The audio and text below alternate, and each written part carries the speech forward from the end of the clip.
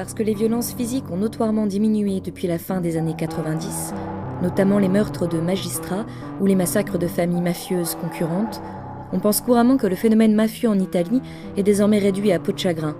Et ce, quand on n'ignore pas complètement la question, aidé, il faut bien le dire, par les médias, qui ont longtemps préféré traiter jusqu'à l'usure des scandales de mœurs de Silvio Berlusconi. À l'omerta politique répond ainsi l'omerta médiatique. Il n'y eut guère que le très bon film Gomorra sur la Camorra, la mafia napolitaine, qui a violemment remis le grand public face aux réalités toutes contemporaines de cette forme de criminalité. Il suffit pourtant de citer le juge Roberto Scarpinato, qui annonce que le chiffre d'affaires des mafias italiennes tourne autour de 135 milliards d'euros par an, l'équivalent de 6 fois le budget annuel de l'État italien, et l'on comprend que la pieuvre, comme on appelle communément le réseau mafieux, a parfaitement su adapter ses pratiques pour persister et renouveler son influence au XXIe siècle. Elle constituerait même un danger à venir pour l'économie mondiale. La jeune maison d'édition La Contralée a réalisé un travail de mémoire salutaire en France sur la question, en publiant d'abord en 2011 un petit entretien avec le juge Roberto Scarpinato, dernier juge italien antimafia de la génération Falcone, encore en vie, d'où le titre du livre « Le dernier des juges ». Puis en mai 2012, 2 livres qui feront, c'est à n'en pas douter, événement. Cosa Nostra, un entretien unique de Giovanni Falcone, réalisé quelques mois avant son assassinat le 23 mai 92, publié une première fois en 1991 et rapidement épuisé, et pour le second, Le Retour du Prince, ouvrage qui nous intéressera particulièrement aujourd'hui et qui relate un long entretien inédit entre le juge Scarpinato et le journaliste Saviero Lodato. Dans Le Retour du Prince, le juge Scarpinato fournit une analyse extrêmement fine, complète et passionnante de l'histoire de la criminalité italienne et des rapports persistants entre pouvoir politique, corruption et mafia. La question sous-jacente est de savoir quelles spécificités italiennes ont permis l'avènement de ces rapports et la permanence de cette mécanique parfaitement huilée qui maintient l'intérêt général en deçà des intérêts privés, produisant ainsi des richesses pour les uns et des exclusions pour les plus démunis, dans un climat général de violence physique et symbolique. C'est Anna Rizzello qui est avec nous aujourd'hui. Elle connaît bien le juge Scarpinato, avec qui elle a mené l'entretien du livre Le Dernier des juges, et dont elle traduit les propos lors de ses visites en France. Elle a œuvré au sein de l'équipe des éditions La Contralée à la publication de Cosa Nostra et du Retour du Prince. Bonjour Anna. Bonjour. Pouvez-vous nous raconter votre rencontre avec le juge Roberto Scarpinato et ce qui vous vaut cette place de choix à ses côtés pour ses interventions françaises, qu'elles soient écrites ou orales? Alors, moi j'ai rencontré le juge Scarpinato en 2008 et lors d'un festival de philosophie qui s'appelle Cité Philo qui se déroule à Lille où il était invité. Justement, c'était pour présenter Le Retour du Prince qui avait été alors édité en Italie. Donc j'avais été choisie pour faire son interprète, pour être son interprète, et donc c'est à ce moment-là que je l'ai rencontré en fait. Pour la place de choix à côté de ses interventions, c'est pas vraiment, je ne sais pas en fait. Moi, dès que je l'ai rencontré, j'ai dû d'abord, en fait, la connaissance se fait d'abord à travers son livre que j'avais dû lire en italien, et donc d'abord ça, et après lui, et je pense que c'était surtout, enfin moi, dès que j'avais lu les livres, j'ai vraiment eu la volonté de les voir publiés en France. Et donc c'est pour ça que j'avais gardé les contacts avec lui et que j'essayais de trouver un éditeur. Et je pensais, enfin les liens, c'était vraiment les livres. C'était son livre, c'était comme ça finalement qu'on a gardé les contacts. Et il n'y avait eu aucune volonté auparavant de quelqu'un d'autre de publier ses ouvrages en France? Pas à ma connaissance. En fait, lui, il est venu en France, le livre il était sorti en octobre, enfin oui, il me semble en octobre, et en novembre, lui, il est venu, donc c'était vraiment tout nouveau. D'accord. Il y avait eu un autre éditeur français qui avait été intéressé par la traduction de l'ouvrage, et puis finalement, c'est un projet qui n'a pas abouti. Donc avec La Contralée, on a ensuite repris les projets de publication. Ça a pris énormément de temps, 2-3 ans à peu près. Pourquoi? Parce qu'il a fallu attendre que l'éditeur italien, d'acheter les droits chez l'éditeur italien, de trouver un bon traducteur. Et ça, c'était pas une mince affaire, tout de même, vu l'ouvrage, en considérant la qualité et puis les propos qu'il tient. Donc, ça a pris, la recherche du traducteur était assez épique, ça a pris à peu près 6-7 mois. Et puis le temps de la traduction qui était également très long, ça a pris 1 an. Vous avez travaillé avec lui durant l'élaboration de... Oui, enfin, lui, il a été tout au long de la traduction, donc tout au long de l'année qui vient de s'écouler, est très présent. Il a tout de suite répondu aux questionnements qui ressortaient en fait, qui ressortent toujours dans le travail de traduction, les interrogations, de préciser ses propos. Ce qu'il a fait aussi pour la publication française, il a mis à jour certaines données qui, voilà, depuis l'audition italienne de 2008, qui ont un peu évolué, notamment c'est surtout des données statistiques en fait. Donc il a mis à jour tout ça, il a éclairci ses propos, il était vraiment très présent en fait tout au long. Il tenait beaucoup à la publication française pour des raisons que je ne savais pas expliquer, mais il était très content, il est très content que le livre sorte en France. Voilà. Il est traduit dans d'autres langues que le français? Il est traduit à ce livre-là, il est sorti déjà en Hollande pour les Bosques Éditions il y a 1 an et demi. Et c'est tout, c'est son premier livre en fait. D'accord. Donc France, Hollande et Italie. France, Hollande et Italie pour l'instant, oui. D'accord. Alors, Le Retour du Prince, c'est un ouvrage qui est extrêmement riche et rigoureux. Il est finalement à l'image du combat mené par ce juge érudit et humaniste contre le silence et la banalité du mal. En avant-propos, Roberto Scarpinato dit « On a privé l'opinion publique de la possibilité de comprendre, on lui a retiré le droit à la vérité ». Alors Anna, comment et pourquoi le juge Scarpinato brise-t-il le silence dans lequel sont condamnés nombre de magistrats? Et avant lui, est-ce que d'autres juges l'ont fait à ce point, avec cette visée pédagogique? Comment il le fait à travers l'écriture notamment. C'est quelque chose que je pense qu'il les distingue aussi des autres juges, des autres professionnels entre guillemets de la justice, c'est-à-dire vraiment ce besoin et cette propension à s'exprimer par l'écrit, de laisser une trace et de tirer un peu aussi les conséquences en fait de son travail qui est sur le terrain. Et donc je pense que c'est vraiment cette envie qu'il a d'écrire et ses goûts pour l'écriture aussi. Et je pense que voilà, son goût pour la littérature et pour l'histoire, pour plein de disciplines qui renvoient au champ humaniste, au domaine humaniste, ressortent énormément dans la lecture de l'ouvrage d'ailleurs. Donc voilà, les moyens, c'est quand même l'écriture. Et pourquoi? Je pense pourquoi il y a plusieurs raisons, des raisons plus personnelles, c'est-à-dire de sortir un peu de sa solitude et de son travail. C'est quand même un travail solitaire, celui d'un juge. Et puis il y a des raisons qui sont plus, je dirais, éthiques et civiles, c'est-à-dire ne pas penser que son travail de juge doit rester confiné dans les salles des tribunaux, mais qu'il se doit de s'adresser aux gens pour lesquels finalement un juge exerce la justice. Et donc cet esprit vraiment éthique qui les porte à s'adresser aux personnes, aux gens, essayer de leur faire comprendre finalement de quoi on parle quand on parle de justice, de quoi on parle quand on parle de corruption. Et c'est aussi quelque chose qui vient de son passé, je peux dire, parce que il a vu mourir tellement de collègues, de magistrats, de journalistes, que lui, il dit souvent d'ailleurs lors de ses interventions que finalement, quand on voit tomber, mourir des amis, on peut choisir de changer de travail, c'est que tout à fait humain et légitime, ou sinon, comme il dit, reprendre les flambeaux et continuer les combats. Donc voilà, il y a, je pense, des raisons d'ordre personnel et puis d'ordre vraiment éthique, civil, qui font qu'effectivement, un juge comme lui, c'est un peu la conscience aussi civile d'une certaine partie de la société italienne, mais enfin de la société tout court. Est-ce qu'en Italie, c'est un fait unique? C'est-à-dire, est-ce qu'il y a d'autres juges qui, même si c'est pas écrit, même s'il n'y a pas de sortie de livre, parlent, accordent volontiers des interviews et sont dans cette même optique? Ou bien il fait figure d'exception? Il y en a quelques-uns, effectivement. Il y en a de plus en plus, même après les assassinats des années 92-93 des juges Falcone et Borsellino. Il y a de plus en plus de juges que, justement, pour sortir de ces silences-là, parce que, comme il explique aussi dans les livres, et comme il expliquait avant lui d'autres juges, la solitude isole. Et c'est jamais bon pour un juge antimafia, surtout d'être isolé, parce que quand on parle pas, on s'occupe pas. Quand on est isolé, on est plus vulnérable. On peut plus facilement, soit vous tuer, mais maintenant on tue plus, soit en tout cas vous délégitimer, voilà.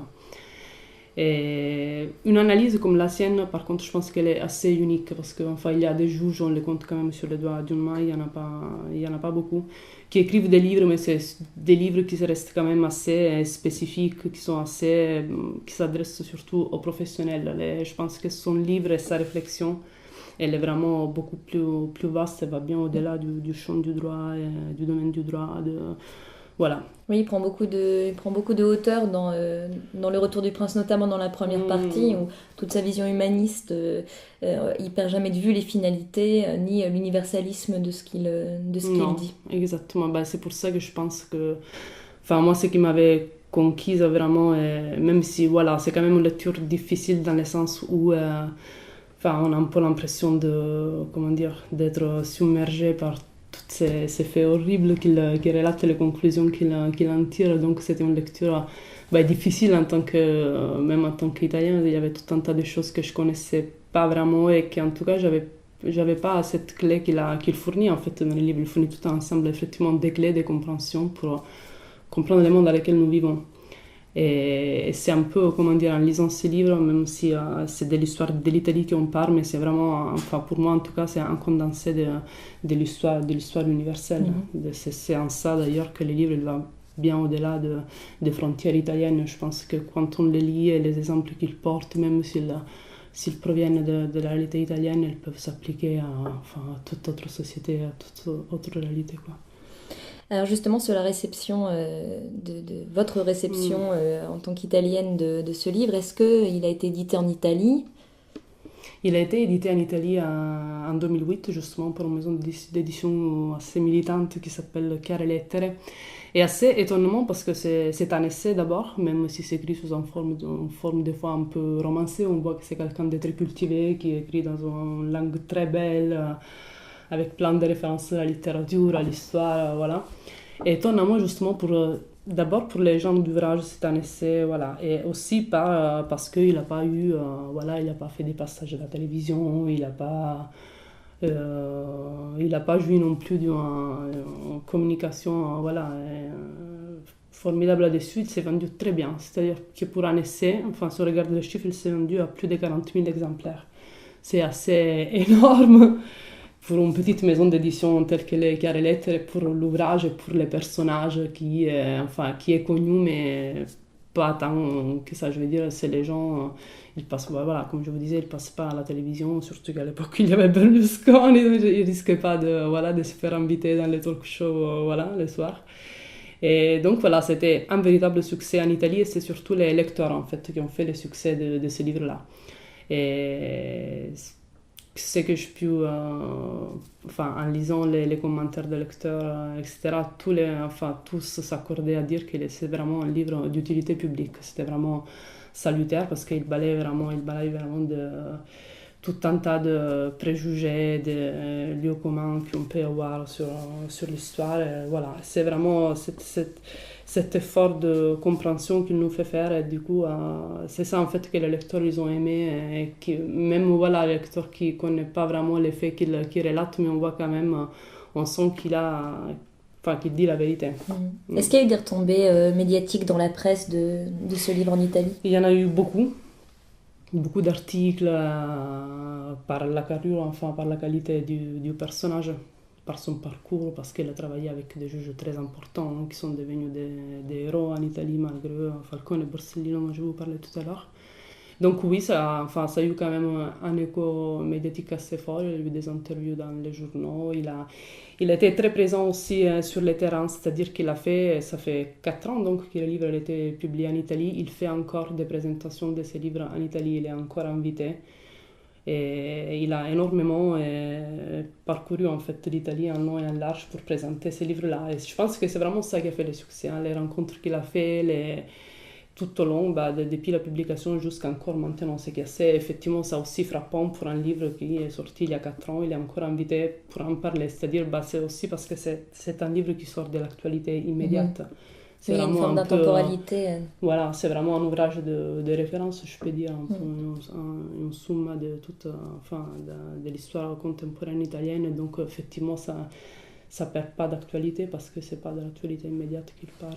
Et est-ce qu'il y a un risque pour un juge comme ça de parler, d'écrire, d'inscrire ça sous le format livre, qui est quand même un format qui persiste dans le temps ? Je pense que le travail que ces juges-là font, c'est pas plus dangereux. Enfin, c'est leur travail qui pose problème. C'est pas vraiment le fait qu'ils écrivent des livres. Je pense pas qu'un livre comme ça augmente en fait, qu'il met en danger plus que son travail. C'est vraiment son travail qui est dangereux, la nature de ses activités, on va dire. D'accord. Alors venons-en au contenu de l'entretien. Donc, dans le Retour du Prince, le juge Scarpinato tente d'expliquer la nature et l'histoire de la criminalité des puissants en Italie, qui selon lui se décline depuis le XIXe siècle en trois registres, la corruption systémique, la mafia et le terrorisme politique. Très érudit, Roberto Scarpinato mobilise des ressources historiques, sociologiques, économiques, littéraires, et surtout sa parfaite maîtrise de l'histoire de l'État italien pour affirmer que l'élite politique italienne n'a cessé de voir le prince de Machiavel comme modèle de gouvernance, maintenant ainsi le pays dans une forme d'archaïsme dont il ne s'est jamais libéré. Pouvez-vous nous expliquer plus précisément ce que revêt le mot prince pour le juge et en quoi nous assisterions à son retour? Oui, alors, par prince, effectivement, le mot prince, il revêt, c'est pas qu'une seule entité. Quand il parle de prince, il veut indiquer la classe politique d'abord, mais pas seulement. C'est aussi la classe économique, c'est aussi la classe financière, c'est aussi la société civile. Donc c'est vraiment cet enchevêtrement entre plusieurs sujets et plusieurs entités en fait, qui compose cette autre entité, superstructure un peu qu'il appelle les princes. Les princes, quand même, ce qui, en tout cas, c'est son analyse. Par prince, il entend toujours comment dire, c'est quand une minorité est organisée, arrive à conquérir en fait des places, des espaces, des pouvoirs de plus en plus grands, au détriment justement de d'une majorité désorganisée.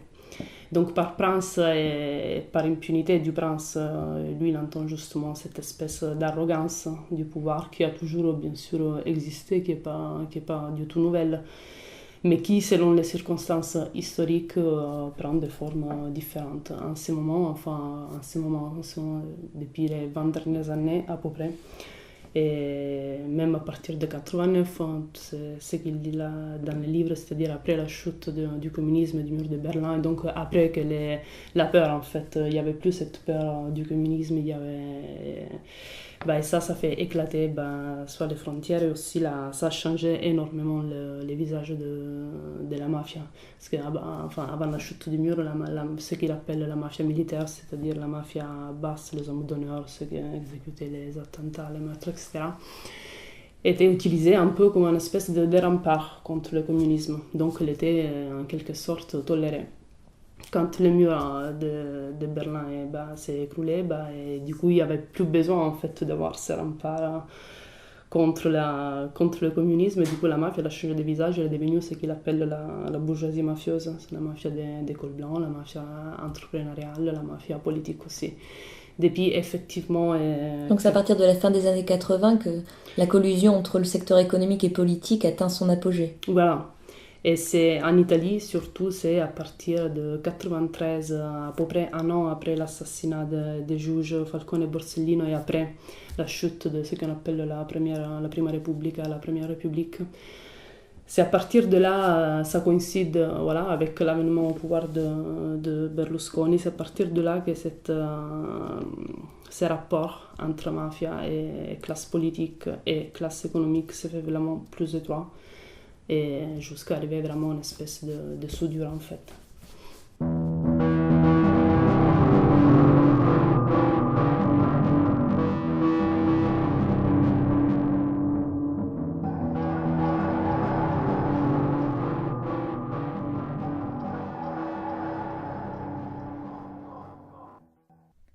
J'ai employé l'expression du prince en référence au titre de l'ouvrage de Nicolas Machiavel, considéré de tout temps par les hommes de pouvoir italiens comme une sorte de Bible, un manuel théorique et pratique de la construction du pouvoir. Pour écrire ce livre, Machiavel s'est inspiré du duc César Borgia, fils de Rodrigo, qui devint le pape Alexandre VI, et frère de Lucrèce. Les Borgia étaient dénués de tout scrupule ou sens moral. Dans l'Italie du XVIe siècle, ils avaient fait de l'homicide, du massacre et de la fourberie un mode de vie destiné à accroître leur propre pouvoir. Machiavel, qui avait connu personnellement César Borgia, en avait rapporté les exploits de façon élogieuse, considérant son action comme une entreprise rare et admirable. Que Machiavel ait admiré les faits et gestes de César Borgia, l'érigeant en modèle de conduite, y compris pour bâtir un État italien libéré des dominations étrangères, démontre bien la normalité des pratiques d'assassinat et de ruse déloyale dans le combat politique, comme dans le conflit militaire, au mépris de toute règle ou critère de loyauté. Le caractère monstrueux de cette normalité italienne, qui n'a jamais été appréhendée en Italie, précisément parce que tout cela est normal dans un pays qui ne cesse d'admirer les fourbes et les violents depuis des siècles, a en revanche été décelé dans d'autres pays de tradition démocratique et civilistes anciennes, comme l'Angleterre, où l'on considère que le combat politique doit respecter les règles de loyauté et d'honneur, y compris dans la confrontation violente et armée. Adam Smith, par exemple, célèbre économiste et philosophe écossais du XVIIIe siècle, était sidéré par l'admiration que Machiavel portait à Borgia pour le massacre de ses rivaux par traîtrise et commentait ainsi le cynisme de notre auteur dans sa théorie des sentiments moraux. Il affiche un très grand mépris pour l'ingénuité et la faiblesse des victimes, mais aucune compassion face à leur mort triste et prématurée, aucune sorte d'indignation face à la cruauté et l'hypocrisie de leurs bourreaux. Aujourd'hui encore, dans les cultures anglo-saxonnes, à la différence de l'Italie, gagner de façon déloyale et en dépit des règles est considéré comme déshonorant et digne du mépris de la société. Certes, des personnages tels que les Borgia ont existé et existent aussi dans ces pays-là, mais ils ont été rattrapés par l'évolution historique et civique, si bien qu'aujourd'hui, ne jouissant d'aucun consensus, ils sont contraints d'œuvrer dans l'ombre. Depuis la fin du XVIe siècle, l'Italie peine à se placer dans le cercle des nations d'Europe les plus civilisées. Au-delà des apparences, il existe une remarquable continuité sous-jacente de l'immaturité démocratique d'une grande partie de notre peuple et de la surdité de ses classes dirigeantes aux principes les plus élémentaires de l'État moderne.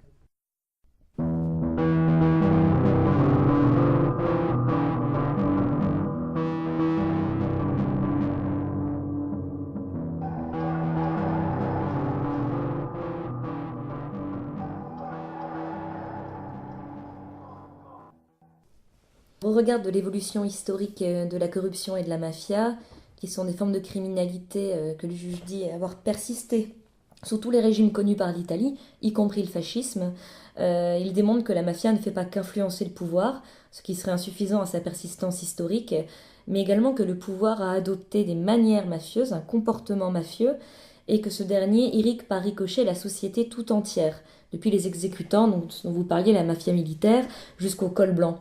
En somme, le juge regarde et analyse la mafia comme une pratique, un idiome, quittant ainsi le point de vue d'une organisation qui serait hermétique et autonome pour l'interroger en termes de flux, d'influence réciproque, issus de la porosité entre les élites politiques et économiques. En quoi cette vision de collusion des élites, le juge dit encore la transversalité de la gestion du pouvoir, est-elle nouvelle en Italie ? Et juridiquement, y a-t-il déjà eu ou y aurait-il des conséquences à cette façon de qualifier la criminalité italienne ? Alors, pour ce qui est de la collusion de l'éthique, de cette façon transversale d'exercer les pouvoirs, effectivement, elle n'est pas nouvelle en soi, mais disons que ce qui est nouveau, c'est que certains personnages qui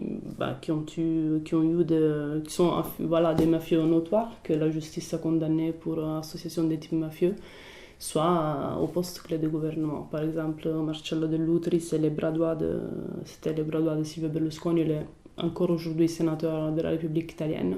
Lui, il a été condamné en appel, donc à 7 ans de réclusion pour association de type mafieux. Donc il y a eu 3 degrés quand même de juridiction qui ont avéré qu'effectivement cet homme-là était un mafieux. Cet homme-là est aussi sénateur, il est toujours à sa place. Ça, c'était c'est assez nouveau parce qu'effectivement, si les liens entre classe politique et mafieux ont toujours à peu près existé, ils se sont plus ou moins tolérés. Et là, on a vraiment, comme je vous disais tout à l'heure, le soudure. On a des mafieux qui sont effectivement au pouvoir et qui restent au pouvoir même après les prononcements, les jugements des juges. Bon. Après, d'un point de vue juridique, il y a eu par contre une évolution, c'est-à-dire que en Italie, il existe, en fait, la législation italienne elle est très, très à la pointe pour la lutte à la criminalité des types mafieux. C'est une législation d'ailleurs qu'on est en train d'étendre aussi à l'Union européenne, parce que c'est le seul pays, l'Italie, c'est le pays de la mafia, c'est aussi le pays de l'antimafia. Et donc en Italie, il existe un délit spécifique qui s'appelle le délit d'association de concours externe en association mafieuse. C'est un délit qui vise justement à à frapper et à individuer les personnages qui sont pas les personnes qui sont pas vraiment des mafieux, qui font pas partie de Cosa Nostra, mais qui concourent. Ben, par exemple, c'est justement les hommes politiques, les entrepreneurs, etc., qui par leur activité appuient quand même, font quand même les intérêts de l'organisation.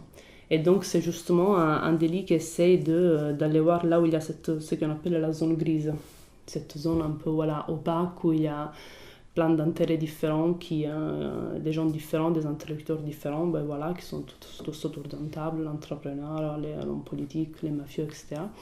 Et qui font des affaires ensemble, etc. Donc c'est vraiment un délit spécifique qui vise justement à éclaircir et à faire un peu de ménage, on va dire, dans cette zone un peu opaque. Donc d'un point de vue juridique, il y a quand même... C'est depuis quand que ce délit existe? Depuis, en Italie, il y a toujours de nouveaux délits dès qu'il y a un assassinat, alors voilà, on fait une loi.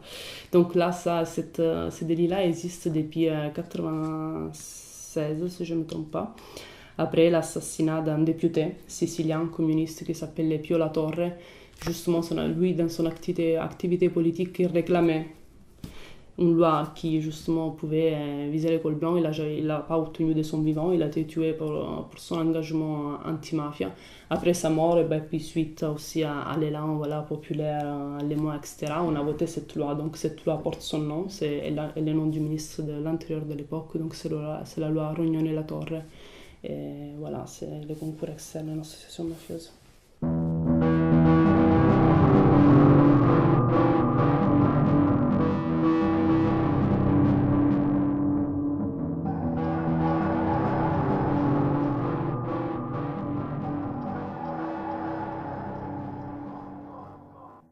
L'axe principal demeure, comme je l'ai déjà mentionné, ce rapport irrésolu entre classe dirigeante, prédation et violence politique, d'où naît une relation dénaturée entre pouvoir et légalité. La criminalité des puissants revêt essentiellement 3 formes: la corruption systémique, le terrorisme et l'homicide à des fins politiques, et enfin la mafia.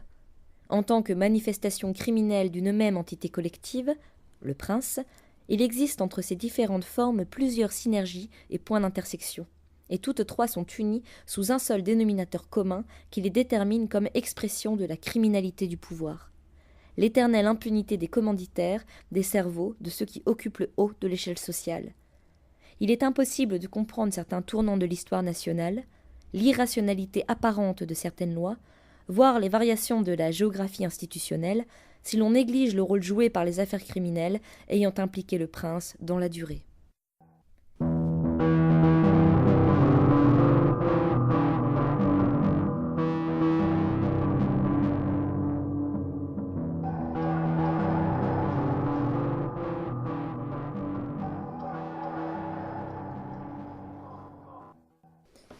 Alors, dans Le Retour du Prince, la criminalité italienne est dite structurelle.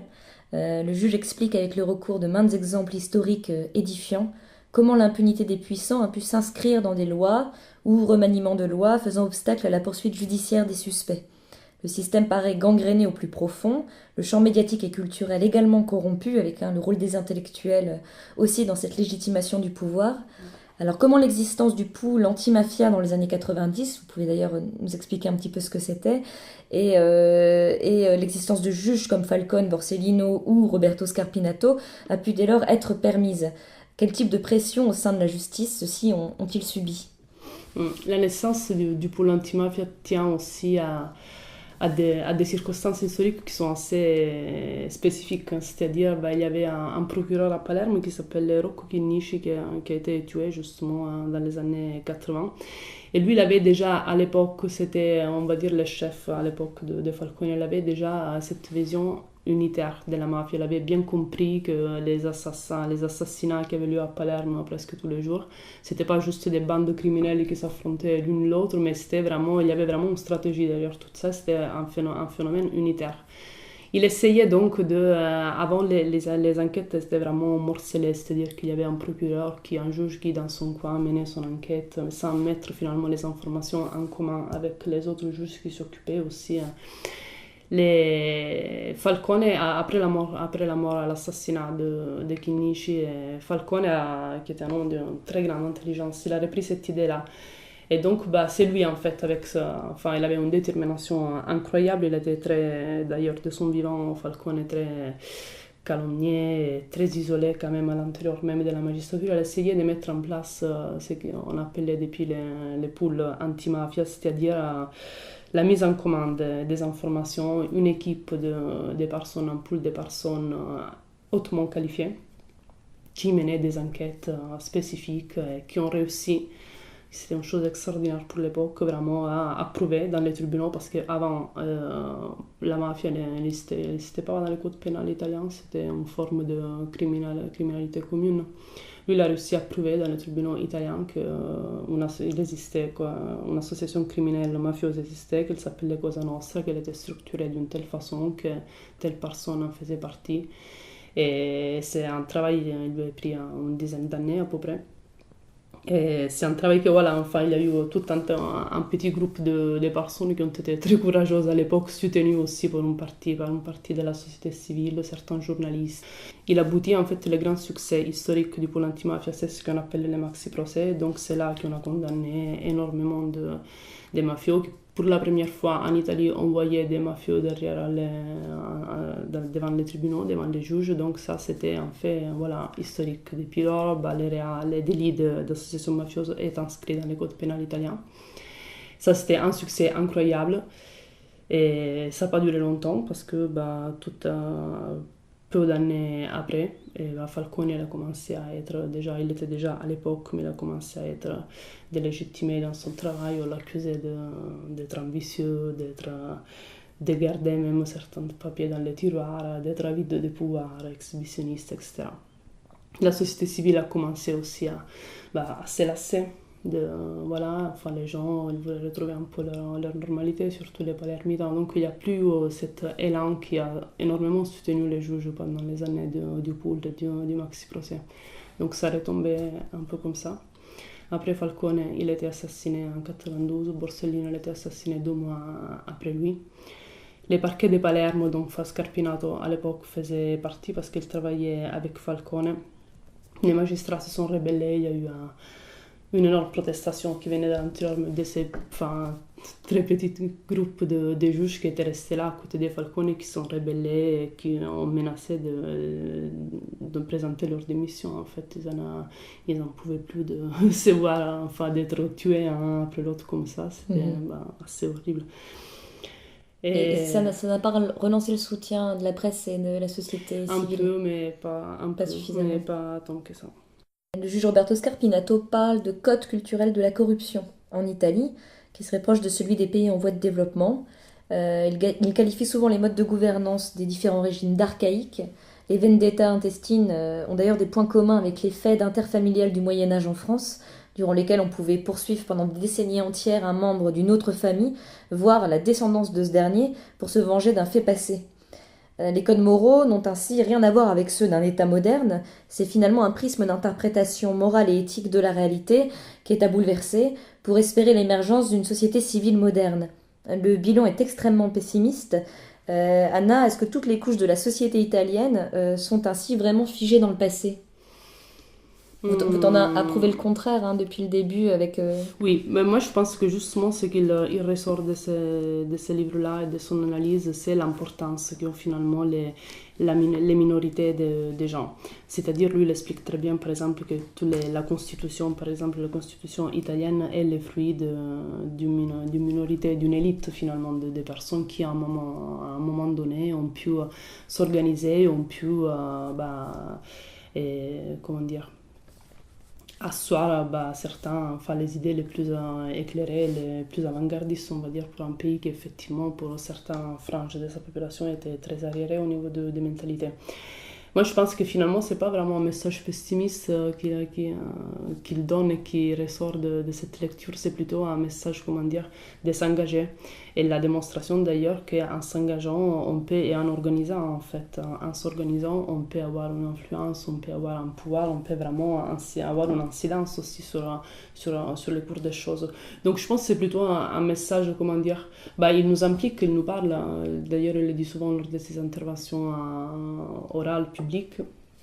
C'est nous finalement, on n'est pas passif en fait, on n'est pas juste des objets, des décisions qui sont prises à un autre lieu, il faut réussir à s'organiser et déjà en s'informant, en essayant de comprendre, en lisant des choses, en soutenant les gens qui les jugent par exemple. Donc je pense que c'est plutôt un message, comment dire, d'action plutôt qui ressort, de dire enfin essayer de... Il est assez ambigu sur cette question parce qu'on a quand même le sentiment qu'il essaye de mettre un coup de pied dans la fourmilière et de réveiller les consciences parce qu'il parle quand même de la culture de l'obéissance qui serait la culture de la société civile italienne, qu'il qualifie souvent de façon également très organique, comme un tout. Puis à côté de ça, il est capable de vanter les mérites des élans de résistance, de désobéissance civile. La société italienne, elle n'est pas étrangère à ces mouvements. On pense au mouvement des autonomies italiens dans les années 70. Donc c'est vrai qu'il y a une forme d'ambiguïté où il responsabilise, il s'adresse vraiment à un lectorat grand public avec toute la responsabilité éthique qu'est le fait d'être citoyen d'un pays, d'un État. Oui, enfin, lui, il dit aussi, il me semble dans le livre que tout de même, enfin, les gens, ils subissent aussi ils sont, enfin, des fois autant victimes que, comment on dit déjà? Coupables, voilà. Mais, enfin, en large mesure, quand même, ils subissent les pouvoirs, les poids du pouvoir, de la corruption, etc. Il me semble qu'il parle quand même assez des mouvements justement qui sont issus qui sont nés à Palerme, dans cette ville que moi j'ai jamais visitée mais qui doit être quand même incroyable comme ville, plein de contrastes. Et justement tous ces mouvements de la société civile, comme par exemple Dio Pizzo, c'est des gens qui ont créé cette association qui se bat contre les paiements de l'impôt mafieux, les pizzo. Et il y a plein de mouvements comme ça, en fait, qui sont vraiment issus des gens, des citoyens qui lui donnent, c'est quand même un message, enfin, c'est quand même la preuve que quand on s'organise et quand on veut vraiment se battre pour quelque chose, on peut arriver. Après, lui, comment dire, je ne sais pas finalement s'il a une vision féminine, enfin s'il a une vision pessimiste. Moi je pense, enfin lui d'ailleurs c'est la preuve même, hein, lui là il continue de faire son travail alors que je pense qu'il pourrait tout de même enfin, très bien partir à la retraite. Lui il est toujours là, je pense que c'est la preuve quand même que ça vaut le coup de continuer. Falcone disait que la mafia est un phénomène humain et comme tout phénomène humain, elle a un début, elle aura aussi une fin. Je pense que voilà, les travail des gens comme Scarpinato, il y a d'autres juges aussi antimafia qui se battent, qui sont en danger, qui sont sous protection policière depuis des années et des années, sont justement la preuve qu'on peut vaincre en fait, on peut obtenir des résultats tout en se voilant pas la face, hein, en pensant que ce sera un combat facile et en tenant compte justement de toutes ces caractéristiques quand même qui sont propre à l'Italie, qu'elle traîne depuis des siècles, comme cette corruption un peu endémique et cette figure, voilà, cette classe dirigeante qui est voilà, extrêmement corrompue et qu'il appelle les princes. Et sur la difficulté de changer un système qui est global, il raconte un épisode assez édifiant d'une petite main qu'il a réussi à faire témoigner et qui quelques mois ou quelques années après lui écrit qu'il est complètement esseulé socialement et que ce sera à refaire, il ne le referait pas. Donc effectivement, même pour les très très petites mains, la pression elle est globale, elle est réelle et elle peut faire basculer une vie. Tout à fait, tout à fait. D'ailleurs, c'est un paradoxe, mais très souvent, surtout au début, quand on a commencé à voir les premiers repentis, les premiers collaborateurs de justice, en fait, l'État italien, il n'y avait pas de dispositif qui... pour prévoir la sécurité du repenti et pour pourvoir aussi à ses besoins matériels, parce qu'ils ne pouvaient pas travailler, donc voilà, il fallait quand même leur donner un appartement, leur donner un peu d'argent, etc. Donc c'était souvent les juges anti-mafia qui interrogeaient ces repentis-là, qui se battaient contre l'État pour que ces gens-là puissent quand même avoir une vie un niveau de vie correct pour les défendre aussi contre, parce que c'était enfin très calomnié, etc. Mais voilà, c'est quand même c'est contradictoire. Falcone l'explique assez bien dans l'autre livre, Cosa Nostra, ces rapports assez étranges finalement qu'un homme de loi peut nouer avec un délinquant et comment finalement l'État, c'est, comment dire, il n'est pas toujours, il est pas toujours à l'auteur en fait du défi. Alors le juge Scarpinato affirme que deux garde-fous permettent à l'Italie de conserver la tête hors de l'eau et lui ont permis de conserver la tête hors de l'eau dans les moments les plus difficiles. C'est sa constitution et l'inscription de l'Italie dans l'Union européenne. Concernant ce dernier fait, l'inscription dans l'Union européenne semble être autant un garde-fou qu'un moyen d'enrichissement des élites corrompues et des mafias, notamment par le détournement massif des fonds européens alloués au pays, et par le fait que nos systèmes juridiques sont encore loin d'être homogènes, permettant ainsi aux mafieux de jouer avec les règles pour se placer convenablement en concurrent des autres mafias internationales dans les trafics divers. Quel rôle pourraient dès aujourd'hui jouer les institutions européennes pour amoindrir cette criminalité ? Est-ce qu'elle en a le pouvoir face à la souveraineté de l'État italien ? Et la crise économique que connaissent aujourd'hui nos pays ne fait-elle pas le lit de pratiques mafieuses ? Alors, la criminalité mafieuse, elle est plus confinée à l'Italie, elle est un peu partout. Il y a des mafias, la mafia russe comment dire, qui a gangréné à peu près, on estime, que les 70% du capitalisme russe, de l'activité économique russe, soit gangréné par la mafia. Il y a la mafia chinoise, il y a les mafias de l'Est européen qui sont très actives, il y a la mafia italienne.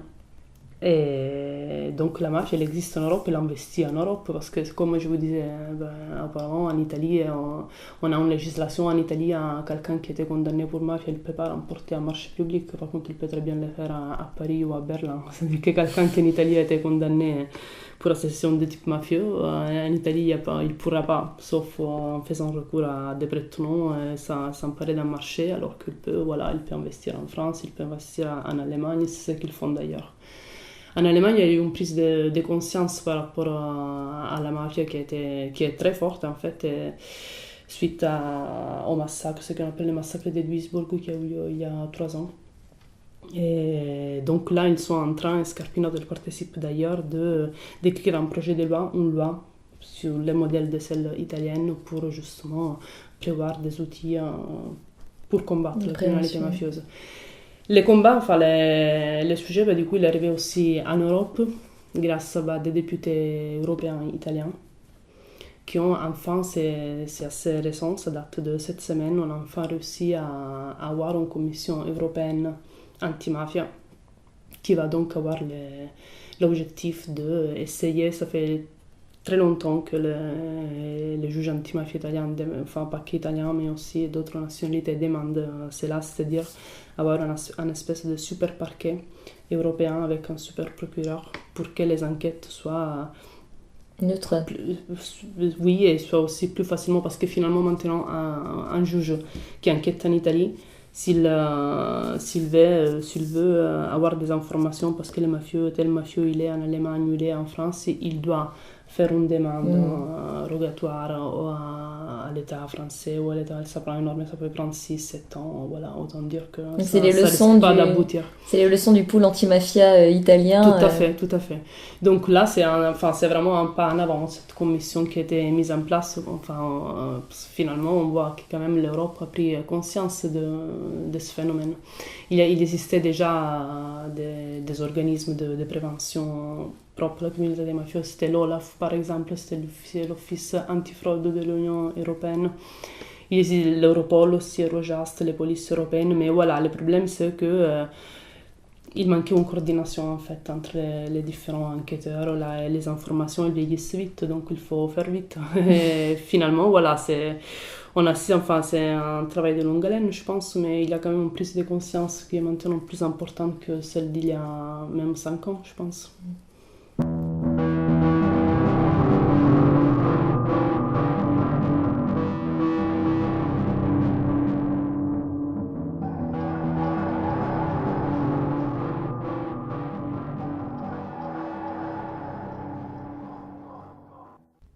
Les mafias exploitent la diversité des systèmes judiciaires des États pour rationaliser le partage des tâches criminelles, maximiser les profits et minimiser les risques. Lorsqu'elles choisissent les lieux de production de biens illégaux, de transit de marchandises ou d'investissement de capitaux, elles tiennent compte des opportunités que les différentes législations nationales leur offrent. Elles fixent leur résidence dans des petits pays, comme certains États d'Afrique et d'Amérique latine, où il est aisé de corrompre les élites gouvernementales en s'assurant ainsi l'impunité. Elles opèrent dans des territoires où les écoutes ne sont pas autorisées et où les forces de police ne sont pas équipées.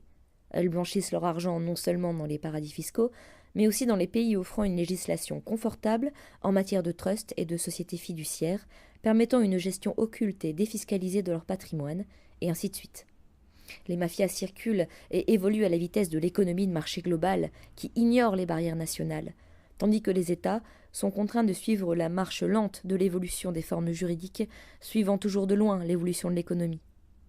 L'unification des systèmes judiciaires européens procède lentement. Il faudra des décennies avant que la Convention de l'ONU sur la criminalité organisée transnationale, approuvée à Palerme en 2000, trouve un terrain d'application concret dans l'ensemble des pays qui l'ont signée. Et nous sommes encore très en retard dans le domaine des enquêtes financières et bancaires. Dès que les capitaux franchissent la frontière nationale, compte tenu de leur rapidité et de notre lenteur, il devient impossible de les poursuivre.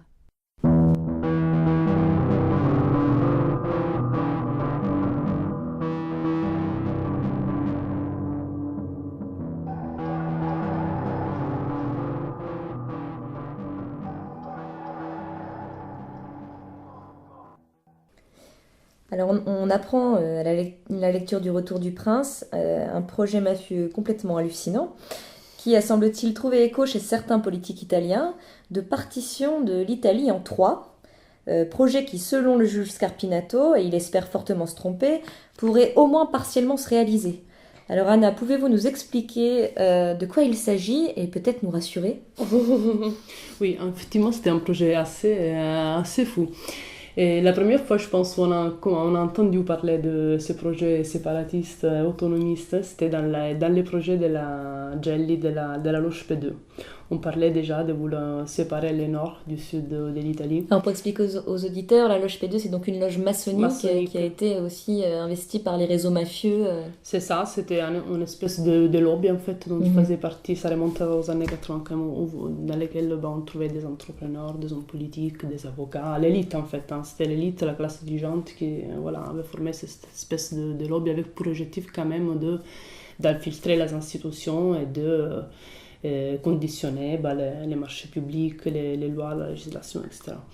Donc c'est là dans les projets de la loge P2 qu'on parle pour une première fois de ces projets de séparation de l'Italie en trois États différents. Après, il y a eu les partis de la Ligue du Nord qui étaient au gouvernement pendant les derniers 20 ans avec Berlusconi. Eux, ils réclament l'indépendance du nord de l'Italie, la séparation. Donc, ils veulent se séparer absolument à tout prix du sud de l'Italie, qui est perçu vraiment comme un boulet, voilà. Parce que plus rural, parce qu'elle a très économiquement. Parce qu'elle est gangrénée par la corruption, par la mafia, alors que la mafia, les enquêtes le prouvent, il existe aussi au nord, elle est très implantée, elle fait ses affaires au nord, finalement c'est là qu'ils investissent, pas dans le sud. Et parce que effectivement, le sud il est rural, il n'y a pas de travail, il n'y a pas comment dire, d'hôpitaux, comme quelque chose qui est le sud comme un peu... un boulet. Un boulet, voilà, c'est ça. Et on a même eu un professeur, qui s'appelle le professeur Miglio, c'est le théoricien de la Ligue du Nord. Lui, il avait quand même déclaré aux journaux, c'était assez hallucinant, il avait dit que lui, il était pour le maintien de la mafia au sud, parce qu'on ne pouvait quand même pas prétendre que le sud arrive à des standards de civilisation comme l'Europe, comme le nord de l'Italie. Et que donc, effectivement, dans le sud, il fallait quand même constitutionnaliser certaines expressions, comme il dit, populaires, comme la mafia. Donc, bon... Et d'ailleurs, le juge en parle dans Le Retour du Prince en disant que la mafia, c'est une garantie d'ordre social. Tout à fait, ouais, voilà. Et donc, effectivement, on a eu... en fait, il y avait ça aussi, c'était un projet, occulte, caché, comme si on voulait, en fait... séparer le sud du nord et faire en sorte que le sud devienne une espèce de paradis fiscal déjà. une espèce de Singapour un peu de la Méditerranée où il y aurait toutes sortes de trafics illicites, où voilà, il n'y aurait aucune loi. Finalement, enfin, ça n'a pas abouti, je ne sais pas si, je pense pas que ça va aboutir. Là, voilà, on a changé de gouvernement, mais c'est vrai que c'est quand même une tendance qui existe. Souterraine, ouais. Alors pour finir, Anna, est-ce que vous pouvez nous parler en quelques mots du livre qui paraît simultanément aux mêmes éditions La Contralée, Cosa Nostra, et puis également nous dire ce que représente, parce qu'on imagine que c'est pas rien pour la maison d'édition, la publication conjointe de ces deux livres. Alors, Cosa Nostra, c'est une réédition en fait. Le livre il était déjà sorti il y a 20 ans, en 91, en France. Falcone l'avait été assassiné juste après et le livre il était rapidement épuisé. Il n'existait plus, donc il n'était plus disponible sur les marchés français depuis 20 ans. Donc on a choisi de le republier, d'autant plus que cette année, le 23 mai, précisément 92, c'est la date anniversaire de la mort de Falcone. C'est un livre qui doit être lu comme un document. Parce que la mafia, c'est pour ça que enfin, c'est deux livres qui vraiment se font écho l'un l'autre. Falcone, il ne pouvait pas encore parler, il n'avait pas encore les preuves, il ne pouvait pas s'exprimer comme Scarpinato, on ne pouvait pas encore parler des mafias des cols blancs, des mafias entrepreneuriales, c'était pas, enfin, en plus c'était quelqu'un d'une extrême prudence et très méfiant. Les niveaux d'enquête il y a 20 ans n'avaient pas encore atteint en fait les niveaux qu'on attend maintenant. Hein. Donc il y avait tout un tas de choses sur lesquelles on ne pouvait pas encore s'aventurer, on ne pouvait pas encore parler. Donc Falcone, Falcone était vraiment le premier, c'est lui qui avait mis en place le pôle antimafia, c'est lui qui a mené les maxi procès, c'est grâce à lui que finalement on sait que la mafia existe, qu'elle s'appelle Cosa Nostra, que c'est une organisation criminelle, etc. Lui, il a été vraiment le premier à faire ce travail de repérage qui a vraiment inscrit dans le droit italien tout un tas de délits qui concernent la mafia. Et Falcone est aussi le premier qui a réussi à déchiffrer les modes de fonctionnement, les langages de la mafia. C'est un peu un travail de sémiologue en fait qu'il a fait. C'est très intéressant à lire, on voit vraiment la mafia de l'intérieur. Et donc c'est le code culturel dont parle le juge Scarpinato. C'est ça, ouais. Et Falcone, donc, voilà, il parle, c'est la mafia des années 70, des années 80 qu'il connaît, dont il parle. Et c'est permis, c'est en fait l'historique si on veut, de Cosa Nostra. C'est un livre essentiel qui se lit presque comme un roman policier parce qu'on a vraiment l'impression que énormément de choses ont ensuite été reprises et transposées dans les films, dans toutes les fictions qu'on peut voir sur la mafia. Voilà. Et donc voilà, c'est quand même un livre fondateur qui garde tout son intérêt, qui n'est pas actuel pour certains versants, c'est pour ça qu'on l'a couplé avec Les Princes, qui est vraiment... Enfin, ces deux juges ont travaillé ensemble, Scarpinato a eu la possibilité, parce que voilà, il est encore vivant, de pousser encore plus loin les enquêtes, et donc là, on a vraiment les parcours, on a vraiment les chemins qu'on a pu parcourir depuis les 20 dernières années. On le doit surtout à Falcone qui, avec sa mort, enfin, à cause de sa mort terrible, Falcone c'est vraiment un héros pour les Italiens. Il y a des rues, il y a des places qui sont intitulées à son nom.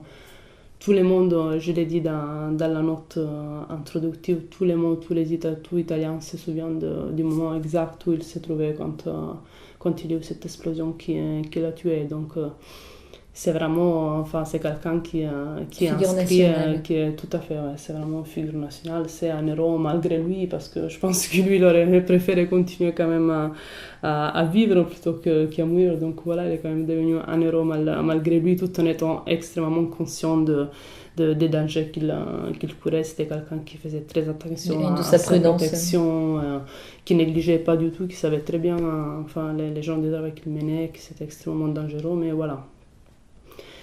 Donc on a essayé, enfin on voulait les mettre en perspective, c'est pour ça qu'on a publié Les Princes, et puis voir aussi justement tous les passés en fait, comment comment on est arrivé là, et c'est un peu tracé une espèce de cartographie en fait de la mafia à travers ces deux ouvrages-là, c'est vraiment deux ouvrages maîtresses. C'est l'unique entretien en plus du juge Falcone, parce que lui il n'a pas écrit d'autres livres. C'est un document exceptionnel, effectivement, c'est une série d'entretiens qu'il a accordé à un journaliste française, Marcel Padovani, qui est correspondant du Nouvel Observateur en Italie, qui était assez proche de lui. En tout cas, c'était quelqu'un en qui il avait confiance. Donc il l'appelait, il a accepté d'avoir ce rendez-vous, et justement, c'était moins d'un an avant son assassinat. Et c'est un livre donc, qui en France est épuisé, qui en Italie continue de se vendre très très bien. Il continue, enfin, tous les ans à peu près, je pense que tous les 2 ans, il y a une réimpression. Et pour l'instant, il s'est vendu à 1 million d'exemplaires à peu près. Et aucune maison d'édition française n'a voulu le rééditer après la première édition de 91. Je ne sais pas pourquoi. Peut-être qu'il y avait des gens qui étaient intéressés. Nous, on arrivait peut-être avant eux. C'est un livre qui est traduit en 10 langues tout de même. Je ne sais pas pourquoi il n'y a pas eu d'autres éditeurs intéressés. Tant mieux pour la contre-allée. Voilà, tant mieux pour la contre-allée. C'est un travail qui fait sens, en tout cas, pour la...